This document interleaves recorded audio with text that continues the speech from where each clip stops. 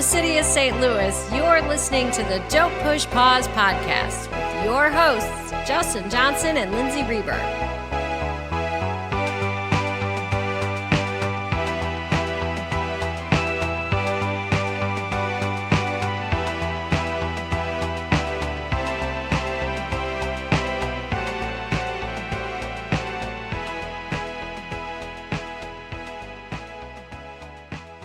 Welcome back to the podcast. Hi, Justin. Hey, Lindsay. I'm pretty stoked about this movie we're doing. It was one that I think we were going to do like a long time ago.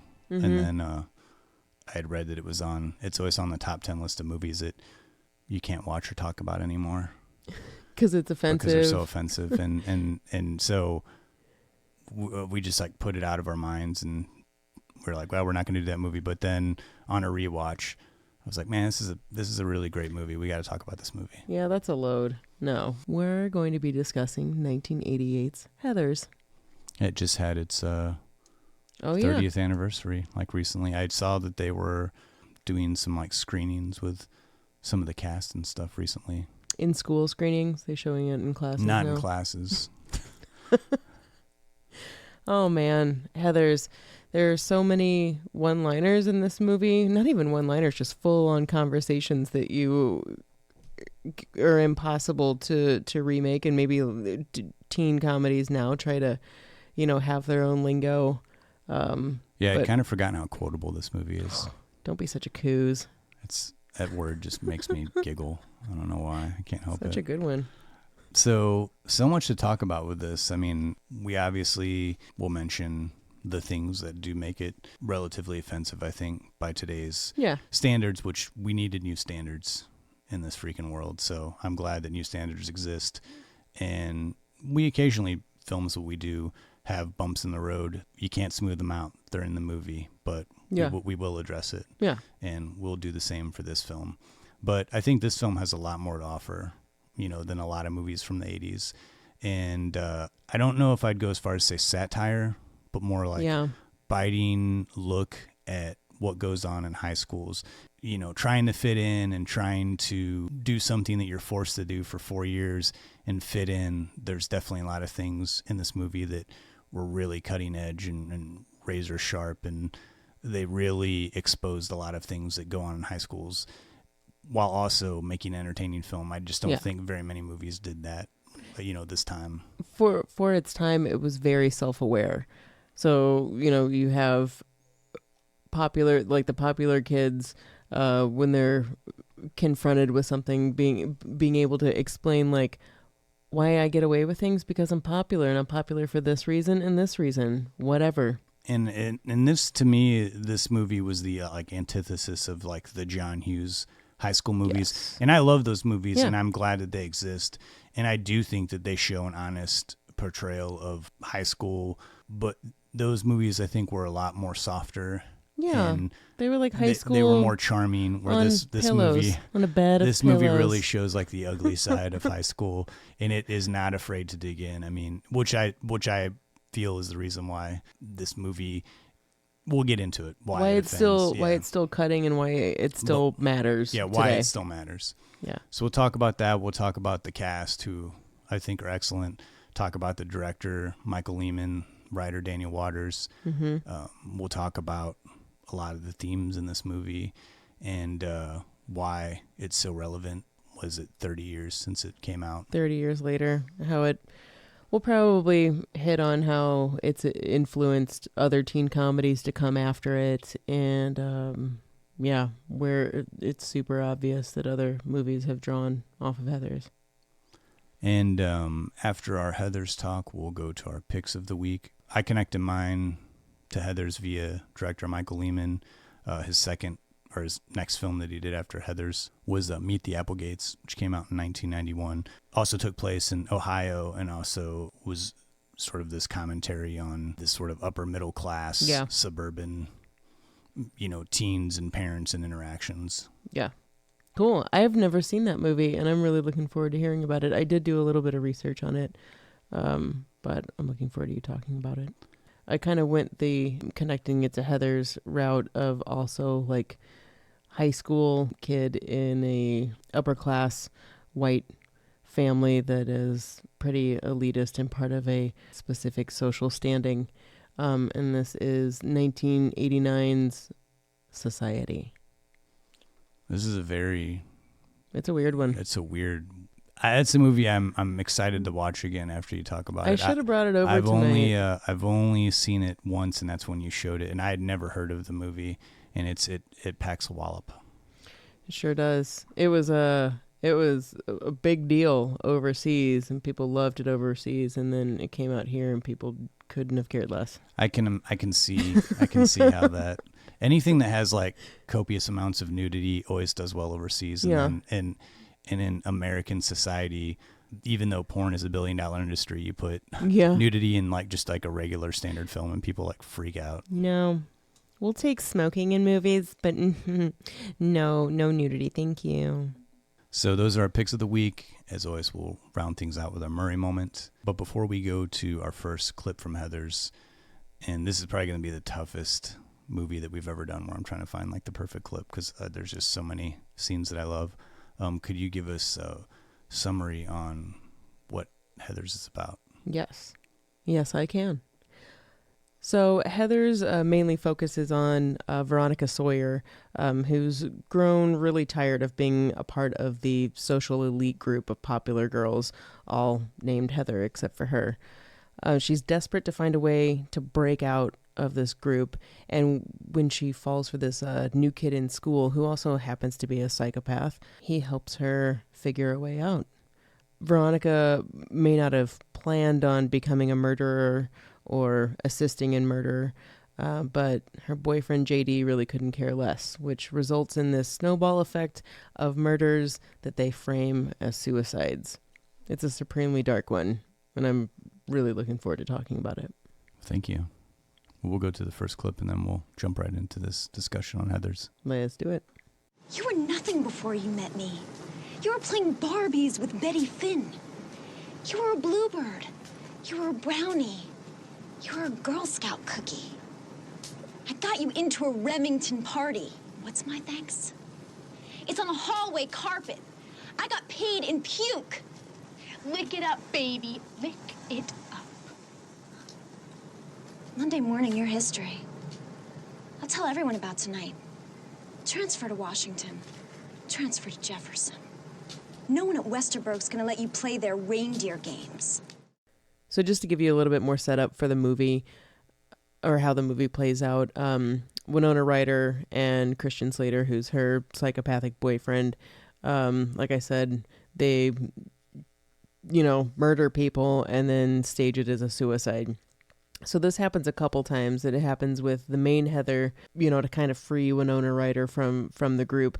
But all this does is kind of make that Heather, like, puts her on a pedestal and makes her seem deeper than she actually was. And people that hated her and in high school and were tormented by her, like, I guess she was deeper than I thought, man. And the same thing that happens with, they kill these two jock bullies that we see bully kids throughout the whole movie until they die, and then they stage them as a suicide, and they stage that as like they were in a gay relationship and couldn't take the pressures of society, therefore they become super deep. And so you see how this is setting up, and basically that people are beginning to think that these people aren't seeing these high school jerks for what they actually were, and it's making them deeper people. So just to give you a little bit more setup for what happens in the movie, and you can kind of imagine where when you're building on something like that and you have a psychopath for a boyfriend and you're somewhat of an impressionable girlfriend, where that could lead you by the end of the movie. So for starters, this is just, it's dark comedy.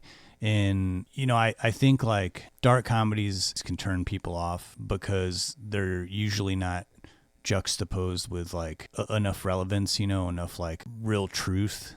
And this movie really, I think, as much outrageousness and over the top as the comedy can be, the messages and the sharp wit that this movie has and the cutting honesty, it makes up for it.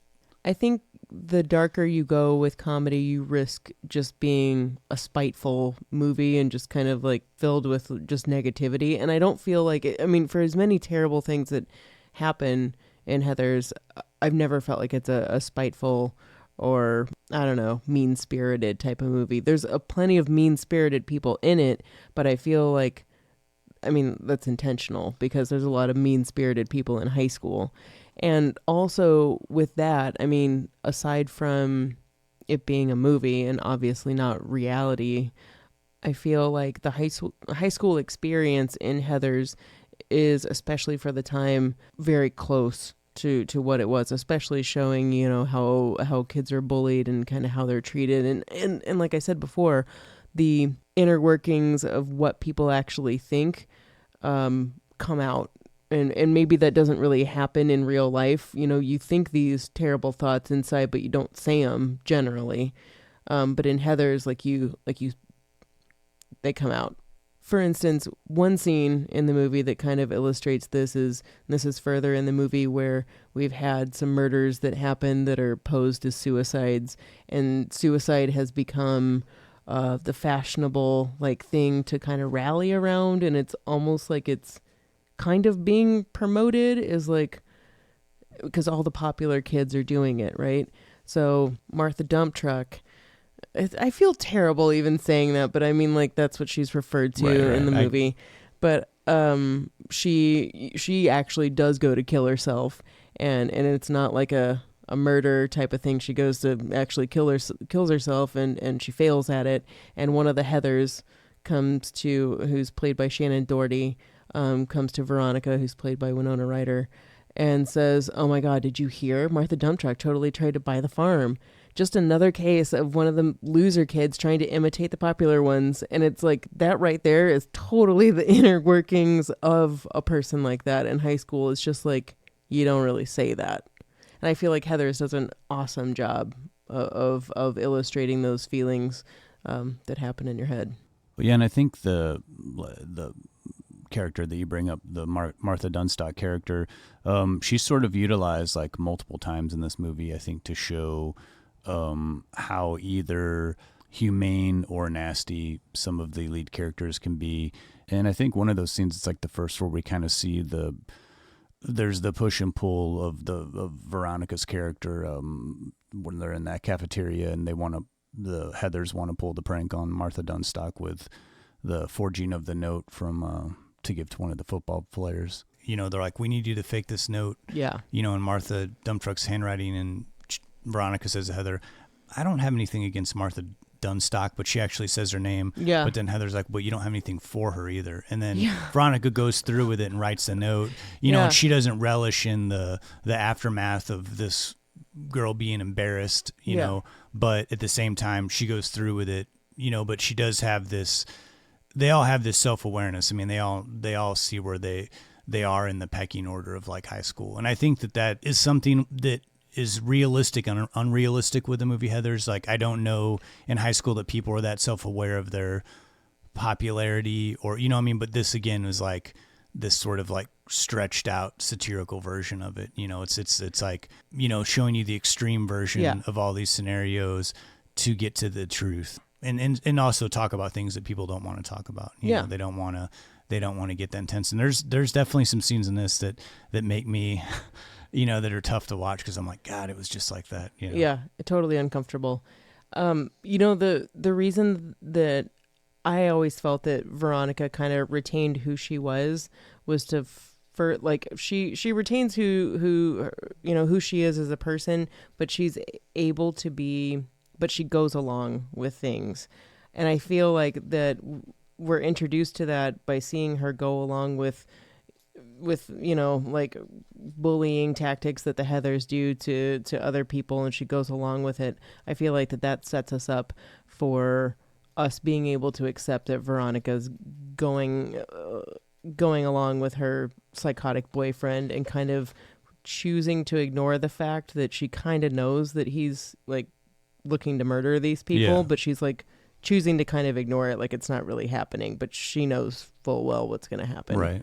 So I think it's maybe it's just a plot motivator, like to keep her character like that. I just appreciate that she does retain her identity, even if she is impressionable, which is something that does happen in high school too. There's a line that JD, Christian Slater, says at the end of the movie that high school is society.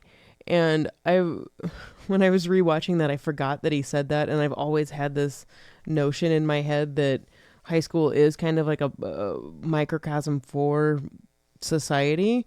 And just that it is the kind of unfiltered, very selfish version of adults. It's just pretty much, I don't know, it seems like to me that for the most part, everyone, no matter how old you are, is still kind of the same person that you left in high school. You just have life experiences behind you and have more of a filter on you.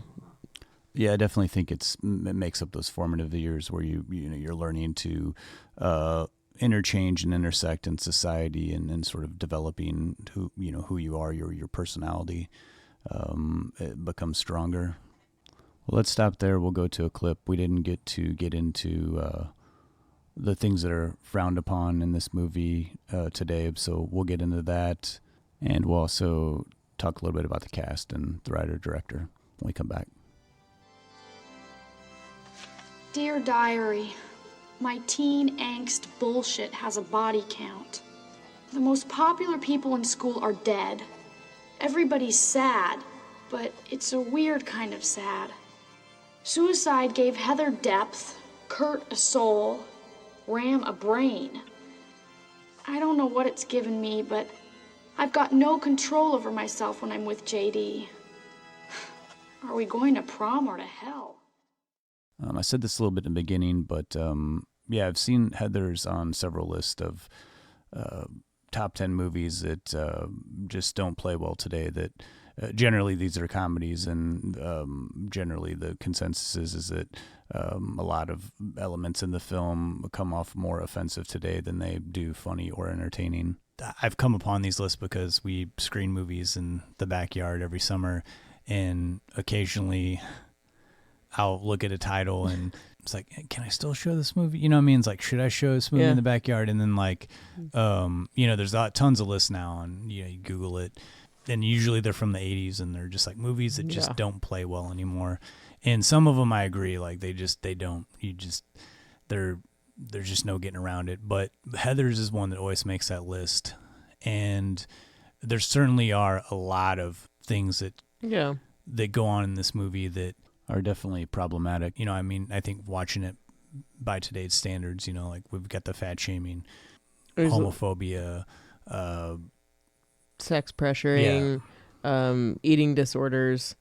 With some of these things, I feel like, specifically like with the Shannon Doherty character who has an eating disorder, and they make fun of her for having bulimia. And then what I think is interesting, though, about that, not about the making fun of her with that, is that when Heather number 1 dies, all of a sudden she's like, I'm cool. I don't need to do that anymore. It was almost like needing to have control, which is like what an eating disorder is about, over something when you have something affecting you that's on the outside. So I feel like that was intentional for the plot, but the fact that they are making fun of her for having an eating disorder sucks. But I think that it was intentional. The usage of the word fag definitely happens in this movie. Again, I kind of feel like there's a reason for it, that they do it, that the people that say it are generally detestable people. One of the Heathers says it one time. The two jocks that are then later set up as the later murdered by Christian Slater and Winona Ryder, and then set up as they did this pact suicide where they were in love with each other, and that's why they had to kill themselves, was society wouldn't accept them. So I think that the setup for that is intentional. However, when the lead up to that with Christian Slater and Winona Ryder being like plotting this out, that they're going to set him up to look like they're lovers or something. The things that Christian Slater is, pulling out of like his bag to like put with them in the woods when they're paraphernalia. Gay paraphernalia when they're supposedly just going to be passed out and not actually dead in the woods. Picture Joan Crawford. Picture Joan Crawford. What was it? An issue of Stud Puppy. There's something else, and then mineral water, because no one in Ohio, I mean, if you drink mineral water in Ohio in 88, obviously gay. Obviously. And I think, though, that the last little nugget with that one, when those guys, when their funeral's happening, it is very distasteful, like with Christian Slater and Winona Ryder, that are laughing, making fun of them that they're dead. And the dad of one of those characters says a hilarious, I mean, I don't know, I think it's really funny, but I think it's also terrible, but it's funny because it's a black comedy. I love my dead gay son. I love my dead gay son. Christian Slater's character has a poignant line, though, where he says, I wonder if would love his limp-wristed son if it had a pulse. And saying limp-wristed is like not cool, but that line is kind of proving that point of, would you actually really? Yeah, it makes me, again, it's like I'm not defending any of the things in this movie, because there's certain triggers for people for sure, and I can see how this movie could come off as offensive for sure, but I do think that there's, like I said, a call and response. The movie is self-aware of saying we're going to show the ugliness of these things that are true, that do happen, that people do say, but then we're going to respond with that with something, like you said, poignant or cutting and honest, which I think to me makes this movie again more real and more of a reason to see it. Because I do think that there's things that are addressed in this movie that other movies just don't even want to mess with anymore. Yeah. I think because these things are so taboo, and we've touched on some things that have been said, but then the two issues that I would say are like the more serious issues that this movie really hits on are that of school shootings, teen violence, and probably the biggest one, suicide or teen suicide, and how the movie deals with that. That's probably the hardest thing to watch now, is seeing suicide being sort of viewed in such an insensitive way. Mm-hmm. It really is like the butt of many jokes, and it's the main theme throughout the movie. Yeah. There is some commentary on suicide, but I do think watching it today, that's the hardest thing, one of the hardest things to really digest, is like how playful they do the suicide, and the scene where like Winona Ryder like fakes her suicide. Yeah. Completely. And there's even, a fake band in the movie that's like gaining popularity that has a song called Teenage Suicide. And the way that they talk about it, it's like, I don't know, the guy that is in charge of putting... The staff meetings. Yeah, the staff meetings of the school are completely weird. And like... But he's like, what was, we're only going to do a... was she a cheerleader that killed herself? Yeah, I would have taken school off for a half day, because there's always if this she was thing a cheerleader. About every time somebody commits suicide, or, the school thinks it's a suicide. Yeah. They like get off school and the kids are real excited.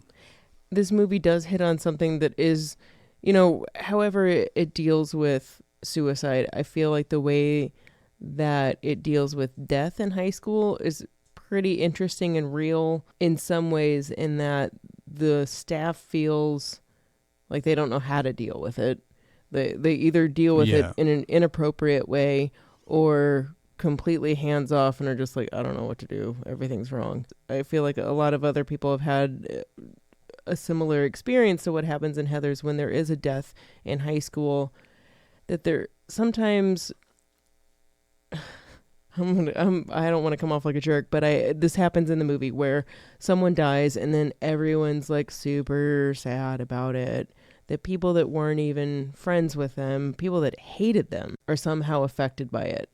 This is something that does happen in high school, where it's kind of like going back to that like mob mentality thing, that maybe you're not really affected by that person dying, but it is kind of like the thing to do at the moment is to be sad, right. quote unquote, or to like get out of school, to go to the funeral.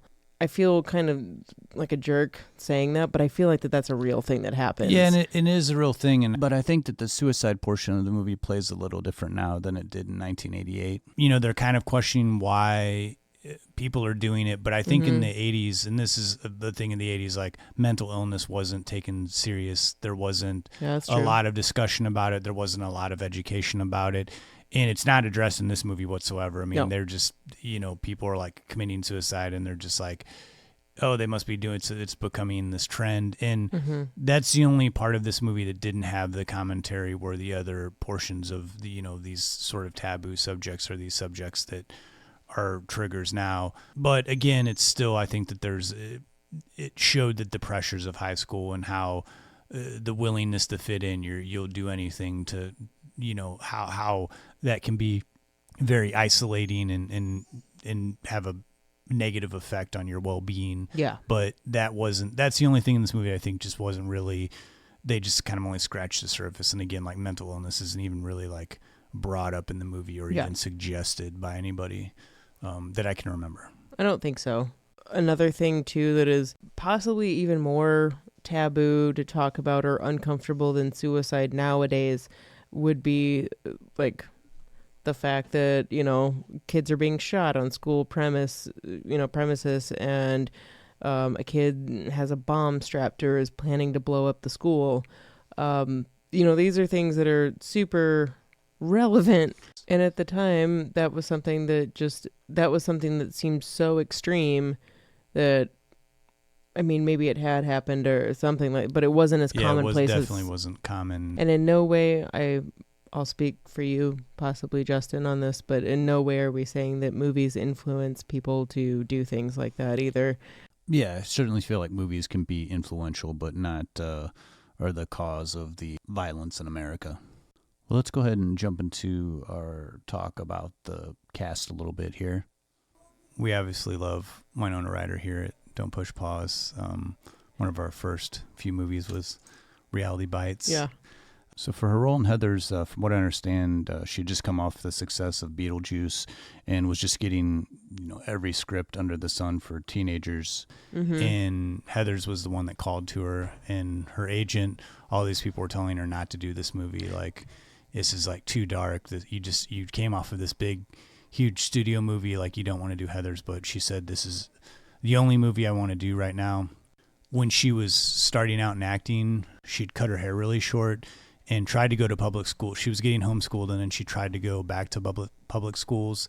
And her first 3 days there, like, the boys were like shoving her against the locker, and they thought that she was a boy, and it totally like had this like terrible effect on her. So she dropped back out of school and just did the homeschooling and the tutoring that you do when you're on movie sets. You just have like a on-set tutor there. She just said she felt like an outcast, like an outsider. She just didn't fit in when she tried to go in these high schools. And I feel like that very much is like, I could see how the script like called to her, like her being this person that sort of doesn't have like a specific group that they fit into completely. And this being a movie that would being so different than anything else that was being made at the time. And I think she does a fantastic performance. I think Winona Ryder is like great. I mean, she has a way to always play a role where she's on the cusp of being the outsider. Yeah. She can fit in if she wants to, but she has a sort of like analytical way of like outsider way of thinking. Yeah. And I think that like you can find her very sympathetic, like very approachable. You can relate to her even though she could fit in with the popular crowd if she wanted to, or like the most beautiful people in the world if she wanted to, but she somehow manages to like carry this like little bit of that not fitting in that she had when she was younger, like into each one of her roles. And it just feels very authentic. She just always seems so natural to me. Justin, one role that I've always loved her in, and it was because I rented it when I worked at a video store, and I don't know if you own it. I feel like you do. But what is it? Night on Earth? Oh, Night on Earth, yeah. Where she's a cab driver. Yeah. It's like an early 90s movie. That is one of my favorite Winona Ryder movies. And I mean, little Winona Ryder as a cab driver, somehow it's completely believable. Just like New York cigarette smoking little Winona Ryder. Like it's a great movie. Oh, I love that movie. That's for another podcast. But anyway, obviously we really appreciate her work. She did there's a real small film that she did. It came out in like the mid 90s called Boys. It was like her and Lucas Haas. That I thought was like a really great little movie, and she played like more of this influence on these younger boys. But anyway, Christian Slater obviously was another standout. From Heathers. Yeah, I like Christian Slater. True Romance is one of my favorite movies. I think he has a very small range, but I think that he's great at what he does, Yeah. And I think everybody else fit really well in this movie. I think it's like some good supporting cast, believable characters, and even though things are over the top, the characters are over the top in this movie, there's always that just dash of humanity put in that makes you, stay on board. Yeah. A lot of people really don't like this movie, and I understand why they don't like this movie. One of my favorite roles with Christian Slater, because he is such a villain and terrible, just a terrible person, is the movie Very Bad Things. I know a lot of people don't like it, and you are 1,000% warranted in not liking that movie because there are a lot of things wrong with it. But anyway, that's one performance of his, though, that I appreciate, because he certainly sucks quite a bit, and he's meant to. I don't know what to do with that. No, that was a lot of dog noise. But sorry, we've got all 3 dogs here, so occasionally they're gonna get excited. They're just having a party. It's fine. But no, I love Christian Slater in this. I think everybody does a great job. I wanted to briefly talk about writer Daniel Waters, who. This is one of the first movies he wrote, and just very clearly out of the gate, probably most cutting movies, original movies of the 80s. And after this, went on to do wrote quite a few movies that were successes. Hudson Hawk, which Michael Lehmann also directed. So they teamed up again after Heathers. Noticed that, Batman Returns. Batman Returns, which I think is a really dark, really fit with what Tim Burton started with, the first Batman. And I think I'm a bigger fan of Batman Returns than I am. We've talked about this before. Yeah, I love it too. So, I think interesting writer. I have a guilty pleasure of his. He wrote the screenplay for Demolition Man. I don't know. It's an entertaining. With Stallone and Wesley Snipes. Wesley Snipes and Sandra Bullock. It's it's an action movie, futuristic action movie. Action. Yeah. It's kind of funny too. It's not the most amazing movie in the world, but it's a very entertaining movie. I think the transition of digital green screen effects were still not quite there yet when the first few years of the 90s. Yeah. And Michael Lehmann finally really bold, confident direction with this movie. I don't think he was too far out of film school when he did this. And I know if I read it right, he was tapped to direct Ed Wood, but then eventually got offered Hudson Hawk, and then Ed Wood. I think Tim Burton was just a producer on Ed Wood originally, and then he ended up directing, or Tim Burton ended up directing Ed Wood. But Michael Lehmann also had pretty successful career in directing movies, big budget and small budget movies, which moves this on to our pick of the week. He did a movie that I really love too, called The Truth About Cats and Dogs. I don't know if I've ever seen that. Is that with Janine Garofalo? It is, because I love Janine Garofalo quite a bit. Again, not the most amazing movie in the world, problematic in some ways, but still, it's a cute movie. God, I'm such a sucker for like rom-coms too. It's funny Sorry. how much you love rom-coms. Please tell me about your pick of the week. My pick of the week. Directed by Michael Lehmann. Directed by Michael Lehmann, and one of the few movies that he was a co-writer on. Usually he's working from someone else's script. And this was coming right off the heels of Heathers, and clearly looked like it was a bigger budgeted movie, but also very dark in tone, very much commentary on society and where we're at. And also, like Heathers, was not very successful when it came out, kind of failed at the box office, really wasn't well regarded. Though, unlike Heathers, I don't know that a lot of people are still talking about Meet the Applegates these days. I do think it has like a very tiny cult following, and I can tell you that if you do want to seek it out after this pick of the week, you can watch it for free on YouTube. You kind of got to do a little finagling when in the search engine there. So Meet the Applegates, directed by Michael Lehmann, co-written, and came out in 1991. Much like Heathers, Meet the Applegates is an ensemble cast. We've got Stockard Channing, Ed Begley Jr., Dabney Coleman. Ed Begley Jr. and Stockard Channing play a couple. They have 2 kids, but in the beginning of the film, it takes place in Brazil. The Americans are tearing down the rainforest. A group of construction workers are attacked by these bugs. The bugs have a chameleon-like power to take on, resemble humans, and so they go undercover to Ohio to destroy a nuclear power plant so that they can kill the humans off so that bugs can regain power once again. And so it's a totally ridiculous plot, but in this ridiculous plot, they do poke fun at a lot of things, mainly middle America, like what's considered normalcy in suburban America. So the undercover bugs are played by Ed Begley Jr. and Stockard Channing, and they have 2 kids, and they move into like the most like suburban area in Ohio, and Ed Begley Jr. is working at a power plant, which he plans to destroy the power plant. And their goal is to like fly under the radar. Eventually, they're helped out by Dabney Coleman, who's dressed in drag, playing Aunt B, and he's there to help assist them because he's a little bit more of a harder-edged, harder-nosed character. So he'll push a little bit harder. So he's there to sort of supervise and make sure that their cover isn't blown.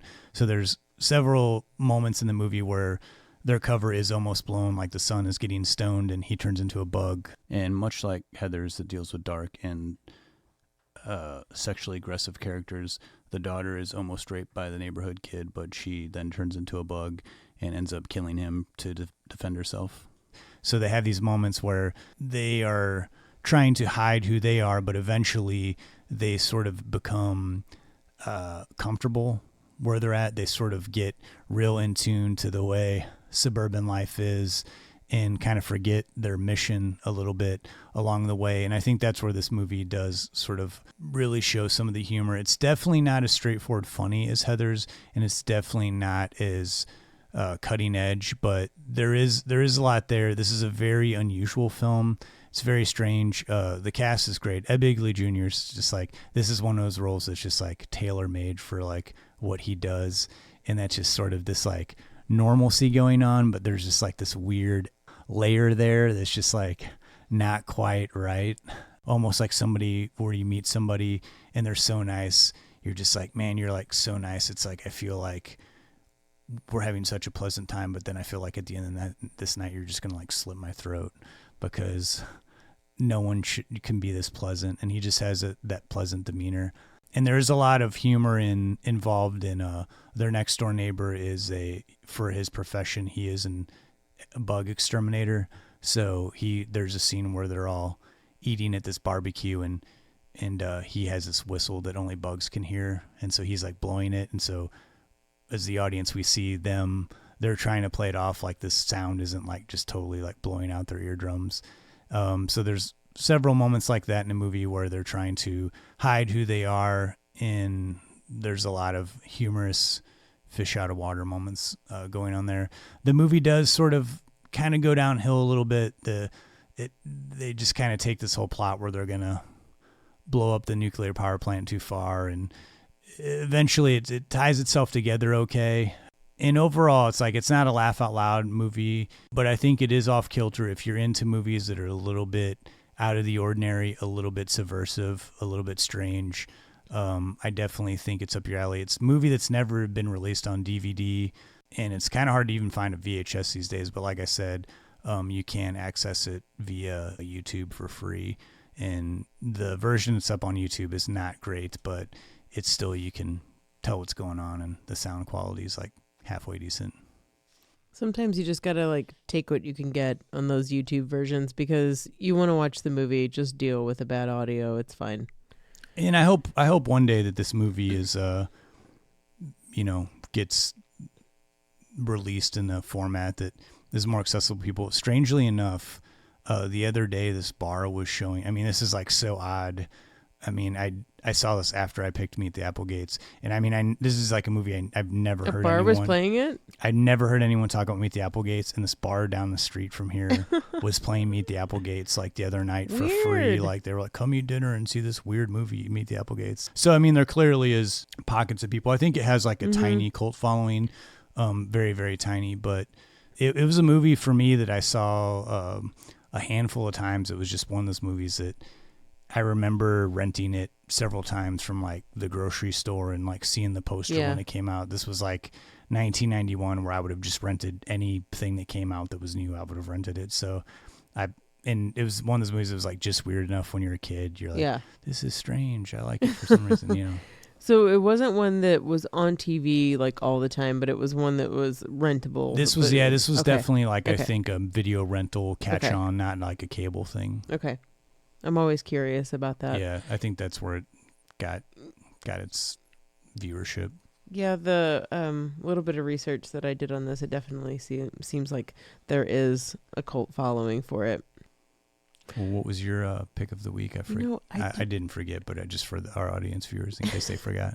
One, I do want to say that I do love me some Stockard Channing and Dabney Coleman and his contributions to movies. Yeah, Dabney Coleman is just... Ed Begley Jr. is such a weirdo, but I do like him in movies. Dabney Coleman's kind of like a loose cannon, and he's one of those guys like Danny DeVito, who's just like really bizarre looking just right away, and then always, is like tapped into some other like strange vibe of like characteristics that somehow match the way that they look. Yeah, he's always seemed like, to me, like that guy like on a school board that's been smoking cigarettes all night during the town hall meeting or something, just like a run-of-the-mill dude who's got a lot to say, and I don't know. Always when he talks has just like this underlying animosity in his voice. Just always seems very angry. He's always got a problem with something. Anyway, I'm gonna have to watch that one. My pick of the week was Society, and saying that Society is a bizarre film doesn't really begin to do it justice.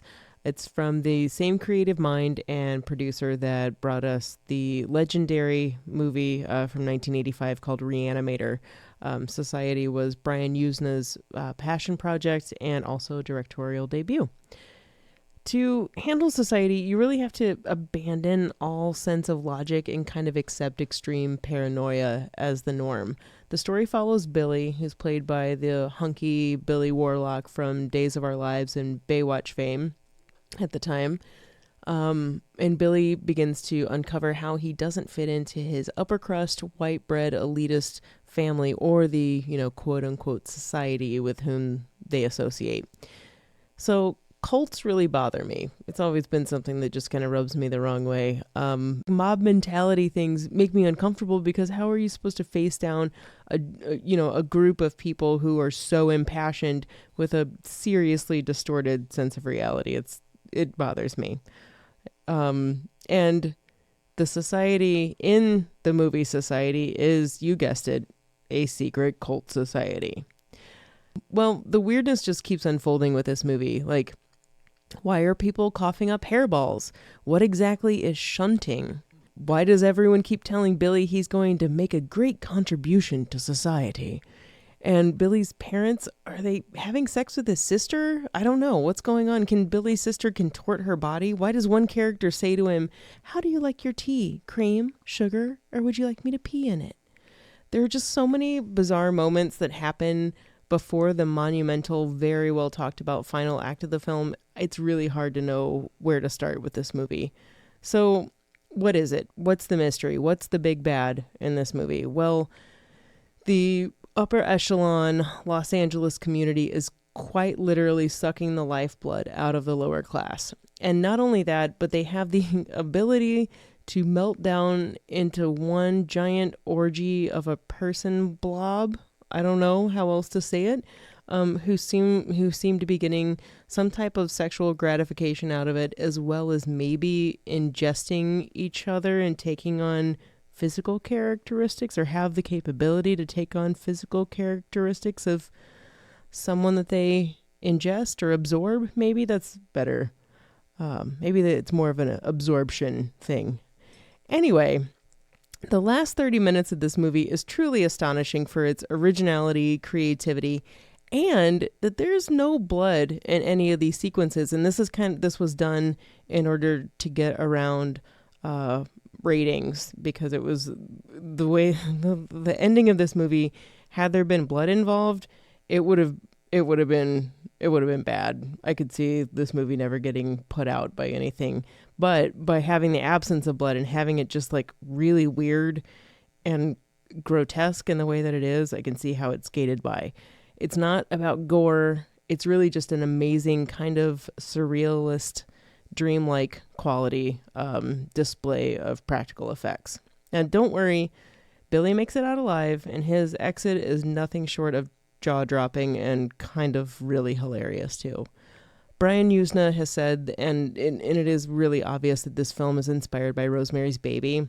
I feel like this movie is the same caliber of, a horror movie as Rosemary's Baby.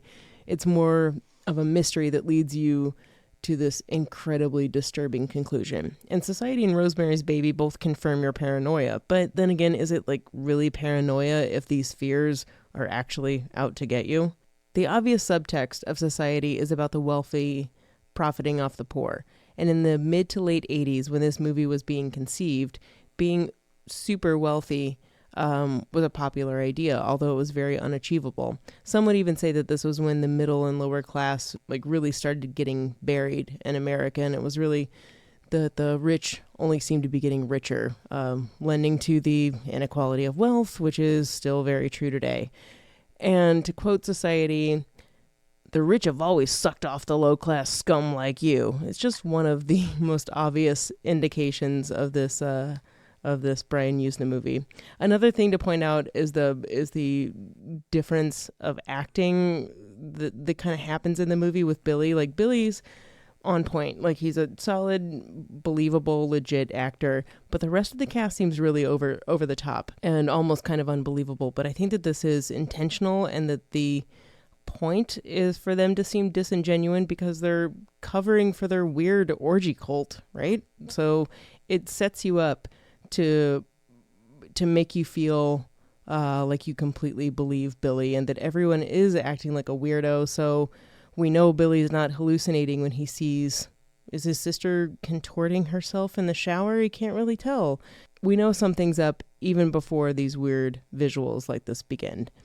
And I mean, how else are you supposed to care about the lead if you don't believe him? So, okay, I know I need to wrap this up, but I could rewatch Society over and over. It's really fun to look for any weird things that, you've previously missed upon first viewing, because it's a lot to take in sometimes. And I really suggest you listen to the dialogue, because sometimes you're just like, wait, what was just said? That was weird. And if you're an Amazon Prime member, it's available right now for free for you. So that's a little perk. Otherwise, find a way to seek it out. I guarantee that it's one that you're never, ever going to forget. Just ask the myriad of people I've made watch it over the years, like you, Justin. Yeah, I was curious how you were going to pull off describing this movie, but I thought you did a pretty outstanding job. I don't even know where to start. It's one that's really hard to kind of like, it's almost, you just got to see it. It's hard to explain what it is. Because it gets lumped in as a horror movie, but I don't think of it as a horror movie. I think of it like Rosemary's Baby in the same way. It's just like, it's a mystery, even though something like totally weird and grotesque is happening. I place it in that sort of subgenre of like Cronenbergian, like body horror type thing. Yeah, that's right. Everything's sort of like offset a little bit and sort of like seems like half fantasy, half reality, but there's always some sort of body horror going on. And there's certainly some body horror. Just the word shunting, you know what I mean? It's just like, get ready for the shunt. Oh, you don't even know what shunting is. Yeah. You just go ahead and Google shunting now. Just Google image society, and usually the first image that pops up, you'll just be like, all right, I definitely do or don't want to watch this movie. Yeah, exactly. Exactly. So those are our picks of the week. Meet the Applegates and Society, probably the two strangest picks of the week we've ever had. Yeah. Whoa. Yeah, both dealing with strange family matters. Stemming off of Heathers. Yeah. Well, you never know. We don't know where it's going to take us. Veronica Sawyer has a weird family too, so from Heathers. Well, it just makes me curious how weird this next segment might be. This is your Murray moment.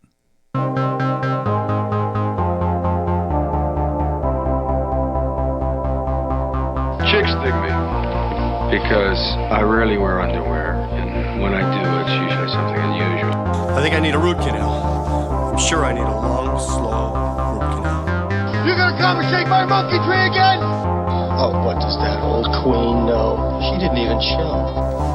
Hey, this is so scrumptious. Is this hand shucked? The flowing robes, the grace, bald, striking. That was fun.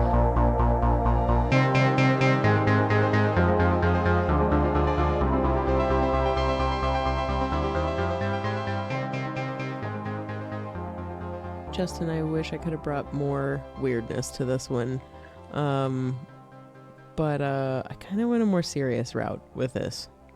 All right, so take the comedy and sarcasm out of Heathers and you have an even more immensely disturbing movie than it already is. Unfortunately, a lot of aspects of Heathers have come true in the 30 years after the film, on a grander scale even, and definitely minus the comedy. How to stop violence in schools and the debate over gun control are still raging, while it seems like both problems have just gotten worse and worse. I don't mean to go completely dark here, and when we decided to do Heathers, it reminded me of this rare Murray moment that happened in early 2018, about a month after the shooting at Stoneman Douglas High School in Parkland, Florida. Billy wrote an op-ed piece for NBC, which isn't something he's really known to do, especially taking any type of political stance. And if he ever does make some type of political statement on an issue or say something relating to an issue, it's done in a intelligently covert way as to make a point or to provoke thought. The Stoneman Douglas shooting made him reflect on living through the Vietnam War and what caused the war to finally end, and that it was the loud, angry voices of students that made a difference. Here's a little excerpt from what he wrote. You've got to surround a deeply political issue like gun control or a war to come at it from every single direction. You can't just focus on one thing or aim for just one goal. Ending the Vietnam War was not a simple thing either. You had to make sure all our people were safe as they could be. And maybe you might remember people even thought it was going to be the end of the world if we lost Vietnam. But that war had to stop. It's the right idea for a human being to live in peace, and a peaceful nature is the proper thing. For children to be concerned about going to school, worried about what could happen at them at school, that makes for a horrible moment. It's just a horrible place for us to be at. Now, Billy's not alone on these issues, and regardless of your feelings on gun control, I think we can probably all agree that going to school being worried about violence of any kind is not where we want to be as a society. Billy ended his piece with an idea I hadn't really thought of, but I'd expect is obvious to someone who has more years than I behind them. He wrote, "The thing that's so powerful about students is that when you haven't had your idealism broken yet, you're able to speak from a place that has no confusion, where there's a clear set of values. But there are idealists out there left over the age of 18, I'm sure of it. Idealism is a voice that's inside of you. It's your conscience. That can really deteriorate along the way depending on the road you follow, and it can be almost dysfunctional, but it's there. Everyone has it. Sometimes it's just a whisper, but in some people it's a shout. It's an inspirational way to end the likening of two terribly complicated and bloody situations. Now, I know that I got dark for this Murray moment, but it's real and totally inspired by Heathers. And since the man who hardly ever has anything to say that, from a political stance, I felt the need to kind of share it this time. I know it's like not the fun, most fun thing, but it's something that totally is relevant in today's society. And I think it's pretty cool he thought enough to put his thoughts out there. No, that I didn't know that. And I think that's super relevant and super interesting, especially the part about the being young and still having idealism. Because I do think that there is a feeling of getting older and being futile about things, because it's easier to just say, well, that's just the way things are, and be comforted in not being like that raw nerve about the way things really are and how much it can drive you crazy. So it's easier to just say that's the way things are and then kind of put it out of your mind. Yeah. But I think young people have that advantage to where they're not living comfortably yet, so they can they can be that raw nerve 24/7 and not go crazy. Yeah. It's a whole different time we live in. It's harder to go work a job 40 hours a week when you're thinking those thoughts. If you want to get really dark. No, totally. Well, thank you, as always, for your Murray moment. Of course. Did you have any final thoughts on Heathers? I think the only last thing I wanted to say was that, sadly, like many movies that we've talked about, the bros in this movie, you could have them say the exact same dialogue and basically dress and act the exact same way that they do in this movie and put it in a modern movie, and it would play exactly the same, because same dudes. They never change. They never learn. Because is high school a microcosm for society? It is. Because we're all the same, and we really just don't change. Until you break the chain. And bros, they got a strong will that they don't want that chain to break. The chain will keep us together, Justin. Yeah. You're getting deep. Dropping some Fleetwood Mac podcast philosophy. Some Fleetwood Mac. Oh man. So we really want you to watch this movie about some swatch-dogs and Diet Cokeheads. The upchuck factor is low, depending on how you feel about some really off-color humor. What's my final thought? I'm trying to throw in as many quotes as I can remember right now. What's your damage, Lindsay? Just say what your final thought is. Man, there's one quote, and I feel bad that I agree with it, but it's so bad to agree with. But the psychopath Christian Slater character says about the two guys that they murdered, and then they posed as like that they were forbidden gay lovers, and Winona Ryder's like having reservations about what they did. He says the only thing that Kurt and Ram had to offer the school was date rape and AIDS jokes. And every time when that line comes up, I'm like, well, he's not wrong, but it's still not appropriate that you murdered them. Yeah.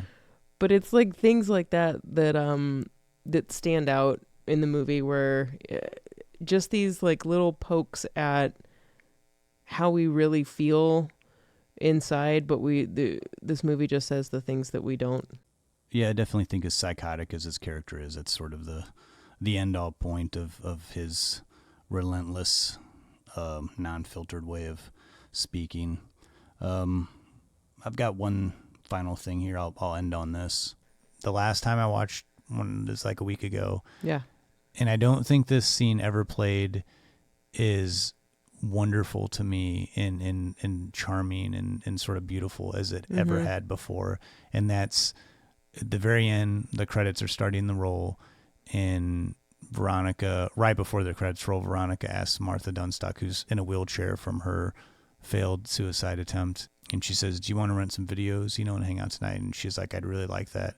And so they're moving away from the camera, and the credits start to roll, and Martha Dunstock in a wheelchair kind of buzzes around Veronica like in her wheelchair, and it just is very, wonderful thing. Like she's so giddy and excited that they're going to be hanging out tonight. Nudges her a little bit. Yeah, and it's like you see this like sort of like moment of hope. Like, the school didn't blow up and Veronica saved the day.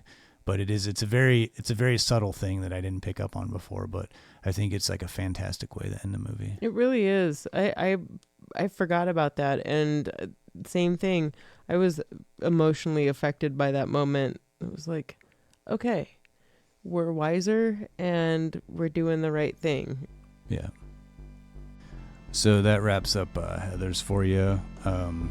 Next episode, we're going to keep this sort of like teen rebel train going. Yeah. We're going to go a little bit further back into the 80s with 1985's The Legend of Billie Jean.